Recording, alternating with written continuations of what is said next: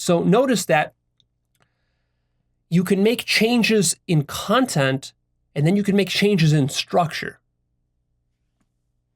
And a lot of what we do is we make changes in content, we get wrapped up in content, and we ignore the structure. And so this whole episode is about helping you to make this distinction, to see the structure better. Because structure can be challenging to see. Structure usually sits deep, and it requires study and awareness to get at. You don't get it at the surface level. It's not usually at the level of appearances. Like, for example, when you're watching a football game on television, you're not thinking about the structure of a television and what a television can display or can't display. And you're not thinking about the structure of the NFL and all the structure of the business and the marketing and the team management and the rules that go into it. You're just sitting there, you're watching the end result, the sort of appearance of the content. And you might be so wrapped up in one of the individual games or one of the particular teams that you get so wrapped up in that content that you forget that there's any structure whatsoever. And so this becomes a trap and a problem. And a really powerful way to illustrate this for you is with the example of a dream. You know, the kind of dreams that you dream when you're sleeping. So you've had those. Now, all of the stuff that goes on in your dream, all of that is content. So you can see animals, people, houses, trees, cars, various scenes. You can experience emotions. Stuff happens in your dream. All that is content, almost like a video game or a movie. But the structure is that it's a dream. That's the structure, that you're in a dream. Now, of course, as all of us have experienced, you know what it's like to be stuck in a dream thinking that you're in real life, only later to awaken and to realize, oh, that wasn't real life, it was just a dream. What was happening in that situation? You were so engrossed in the content of that dream that you were unconscious of its structure, the fact that it was a dream. And that's why you got tricked into it. And so the only way you can break out of a dream is you can't do it by changing content within the dream. No amount of buying a house within a dream, or talking to people within a dream, or cutting down a tree in a dream, or driving a car in a dream, whatever, experiencing any kind of scene in a dream, that's not going to break you out of a dream. To break out of a dream, well, either you have to break out of it or you have to realize, oh, wait a minute, maybe this content isn't really what's going on here. Maybe there's a sort of a deeper, higher meta level. And then when your attention shifts to that, then you can break out of the dream. And sometimes that is exactly how you break out of a dream.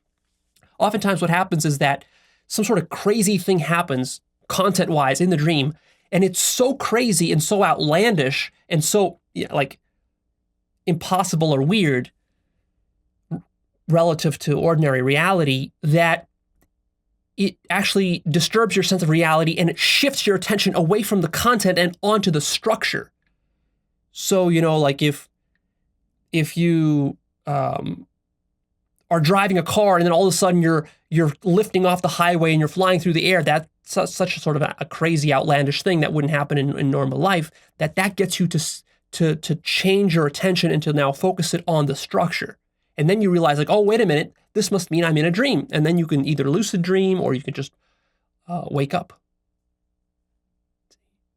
So to realize that you're in a dream requires going meta.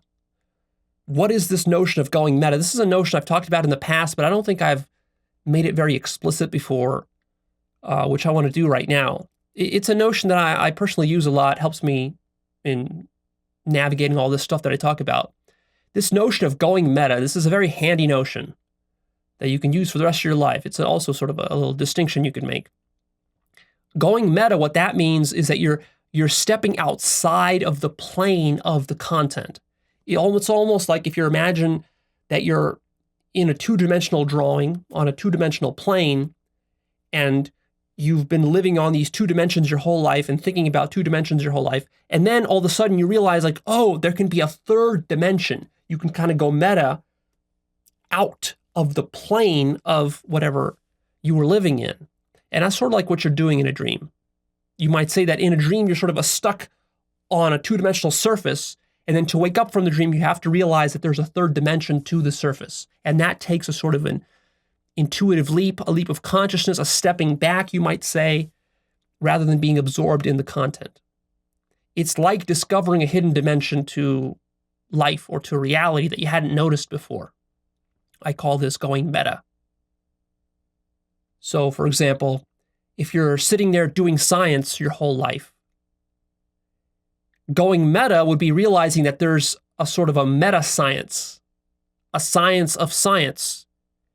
It's being able to observe what science is and how science works rather than actually engaging in the science. Same thing with, like, for example, religion. If you've been religious your whole life, let's say you were raised an Orthodox Christian or Muslim or something like that, or Jew, and you've been practicing it, and you've been believing in it, you've been reading books, and you've been going to church and study groups and all this, and you've been praying and doing all this stuff. But then what can happen is that you can actually go meta, and you can realize, like, well, this is just one religion. There's other religions. Maybe my religion isn't the only one. And in fact, maybe it's not just that I think that I found some better religion over there. It's not like I was a Christian and now I want to become a Muslim. That would be just a change in content. Rather, what happens is that you go meta so much, you step so far back from all religions that you realize, oh, all religions are basically different flavors of the same sort of structure. And I'm done. I've outgrown that structure. I don't want to live within that structure anymore. So it's not just that I'm unhappy being a Christian and now I want to look for some better thing. It's like, no, I'm done with that entire structure. I'm done with the structure of religion and ideology and dogma and following some authority figures. And then that is like discovering a new dimension to reality.